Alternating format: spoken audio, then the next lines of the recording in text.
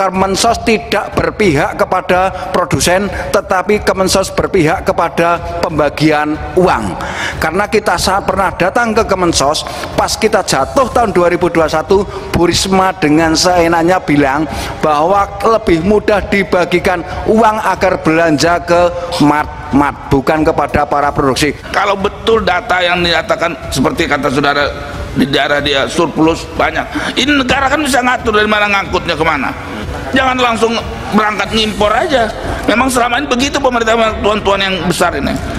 Buat apa kita memperlancar jalan tol semuanya kalau ngangkut barang aja susah? Iya kan? Tuan-tuan yang tukang impor tuh langsung senang. Jadi Anda menyenangkan dia kembali, dan itu kami keberatan.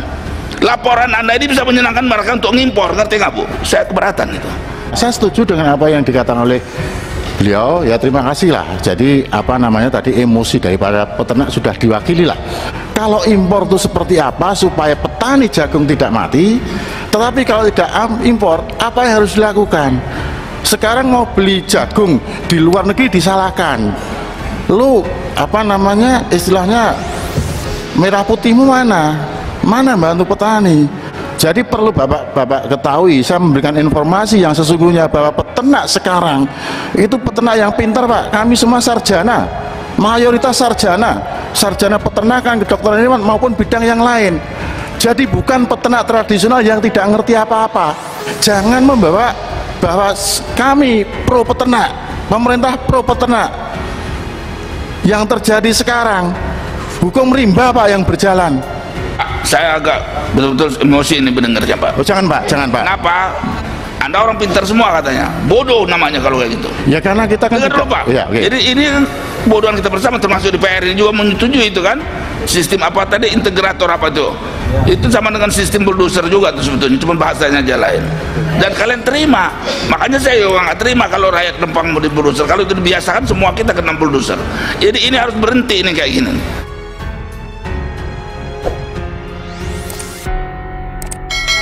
Berkaitan dengan kehadiran kami, saya berharap pulang dari sini ada jawaban untuk ketersediaan jagung.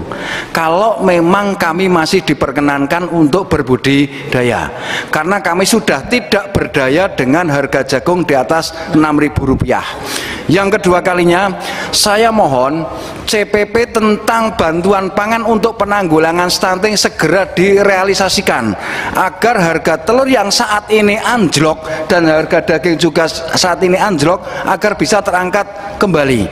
Itu yang bisa dilakukan oleh pemerintah. Saya tidak akan mengharapkan dari Kemensos. Kemensos tidak berpihak kepada produsen, tetapi Kemensos berpihak kepada pembagian uang. Karena kita saat pernah datang ke Kemensos, pas kita jatuh tahun 2021, Bu Risma dengan seenaknya bilang bahwa lebih mudah dibagikan uang agar belanja ke mat, bukan kepada para produksi. Betul kata Bapak itu, bahwa seharusnya nek memang pupuknya itu kok tidak disubsidi, beli hasil produksinya, itu akan lebih kena daripada pupuknya disubsidi. Harusnya untuk pupuk jagung ataupun padi bisa untuk pupuk sawit yang sebenarnya tidak memakai pupuk subsidi, bisa disubsidi di hilirnya. Makanya mohon, ini saya minta 2 poin. Ini satu, ketersediaan jagung harus ada kepastian kalau kami ini harus bisa bertahan. Apabila kok sampai akhir tahun ini harga tetap di atas 6.000, harga telur di bawah HAP HPP, jelas akan ada pengurangan dan nanti akan terjadi paceklik telur di tahun 2024 maupun daging. Dan selanjutnya CPP berkaitan dengan penanggulangan stunting segera direalisasikan. Terima kasih, mudah-mudahan menjadi rekomendasi tentang panja. Masih panjang perjalanannya karena namanya aja panja butuh waktu. Kami saat ini butuh waktu pemadam kebakaran untuk kami agar bisa bertahan. Solusi cepat, tepat, dan manfaat. Terima kasih Pak. Saya mau komentar sedikit Pak, ini penting sekali Pak. Ya. Nah, dia diminta ini harus kita jawab nih Pak. Mereka betul, jangan balik dari sini nggak ada keputusannya. Yang pertama Pak, memang tidak gampang. Sebab kalau nanti pemerintah main gampang, main impor aja, nah itu kayak beras. Saya betulnya nggak sepakat.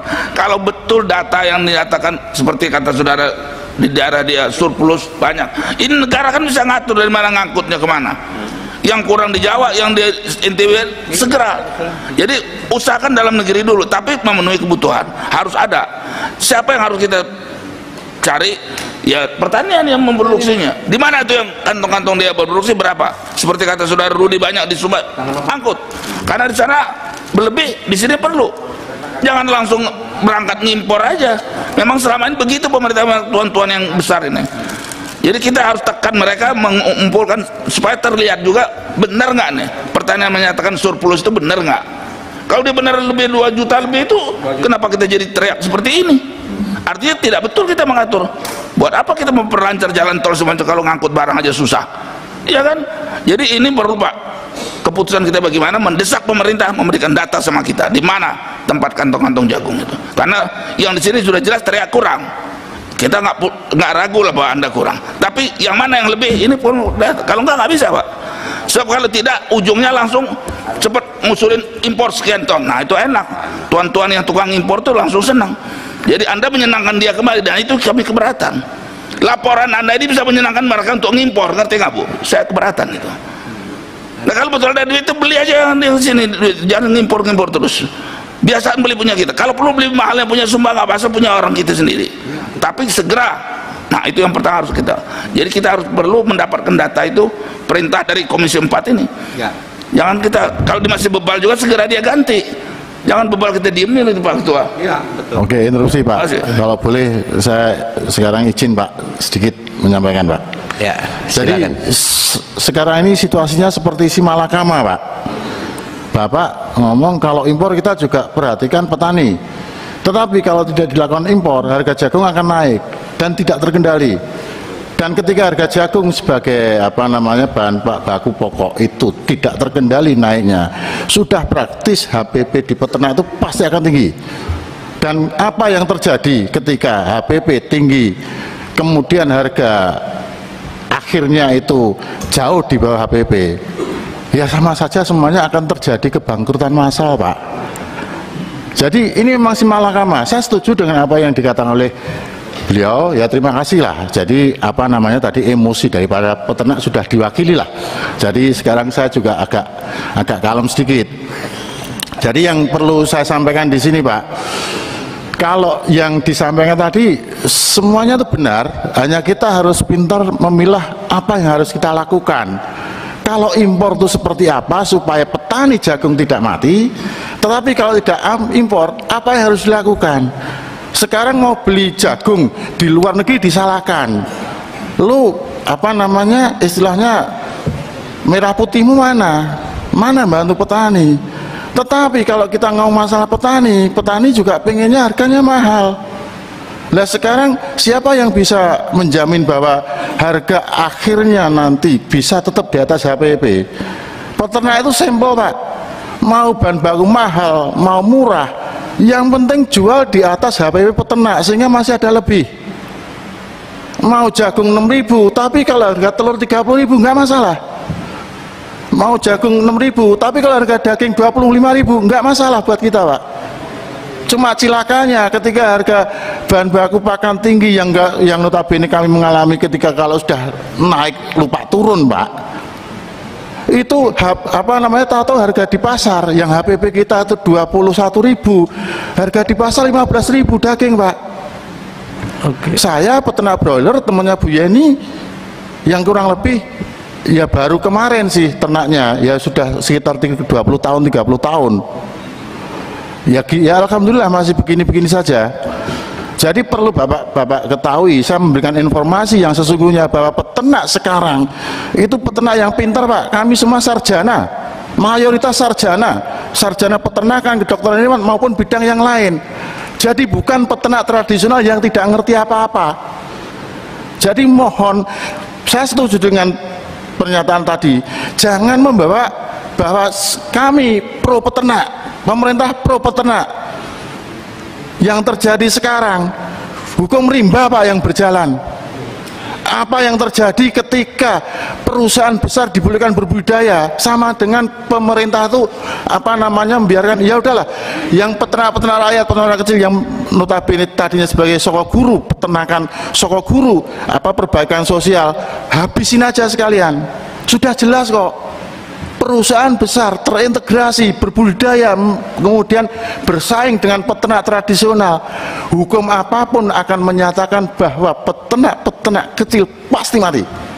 Pak, itu sudah berapa tahun berjalan seperti ini, Pak? 2009, Pak. Dari sejak lahirnya Undang-Undang Nomor 18 tahun 2009. Itu salah kita, Pak. 4 tahun itu jadi 14 tahun malah. Ya, jadi Pak, mungkin saya sebelum 2009 juga sudah beternak, Pak.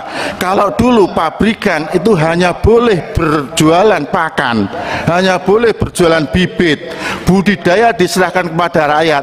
Semua makmur, Pak. Saya ketua PPUN hari ini. Artinya dulu di bawah tahun 2009 anggota saya kalau kumpul rapat, Pak, itu penuh, Pak, ada 100-an. Hari ini kalau saya kumpulkan, saya minta 15 orang aja susah. Saya agak betul-betul emosi ini mendengarnya, Pak. Oh, jangan, Pak, jangan, Pak. Kenapa? Ya, Bapak ceritakan yang lalu itu bagus artinya. Dibikin perubahan, siapa yang minta? Pasti yang mau untungin yang merubahnya. Dia menang dari Anda. Anda orang pintar semua katanya. Bodoh namanya kalau kayak gitu. Ya karena kita kan tidak, Pak. Ya, okay. Jadi ini kan bodohan kita bersama, termasuk di PR ini juga menyetujui itu kan. Sistem apa tadi, integrator apa itu? Ya. Itu sama dengan sistem bulldozer juga tuh sebetulnya, cuma bahasanya aja lain. Dan kalian terima. Makanya saya juga nggak terima kalau rakyat numpang mau di bulldozer. Kalau itu dibiasakan semua kita kena bulldozer. Jadi ini harus berhenti ini kayak gini. Kembali aja seperti dulu kan Bapak bilang makmur. Jadi itu memang harus ada spesial. Memang kita nggak bisa bikin pabrik besar, ya silakan mereka. Tapi kalau beternak ya udah kerjaan kita dari dulu. Nah ini harus kembali. Jangan nanti mau kembalikan nanti Anda angkat tangan, nggak boleh. Bahkan ketika kita ngomong ke Komnas HAM, sesungguhnya sudah terjadi perampasan hak-hak usaha, Pak. Merinding saya ngomong gini, Pak Ketua. Tetapi terjadi, ya ini yang bangga, ini kita ngasih masukan saja. Saya berharap bahwa nanti kita apa yang sudah menjadi profesi kita, apa yang sudah menjadi passion kita, bisa jadi legasi ke anak-anak, Pak. Saya sendiri sekarang terus terang anak saya pengen masuk fakultas peternakan, saya larang. Karena apa? Bapak kenapa larang saya masuk fakultas peternakan? Bukan melarang, Mas, saya bilang gitu. Karena Papa melihat ke depan, kalau situasi masih seperti ini terus, nanti apa yang bisa kamu perbuat selain jadi buruh? Mohon maaf, Pak. Mohon maaf, Pak Ketua. Interupsi, Pak Ketua. Terima kasih, Pak. Mungkin saya masukannya hanya itu saja. Saya nggak terlalu panjang. Saya yakin bahwa Pak yang di DPR di sini, saya terima kasih sekali. Paling nggak kita menyuarakan kembali apa yang menjadi aspirasi kita. Interupsi, yang Pak Ketua. menjadikan apa namanya masukan yang baik. Terima kasih.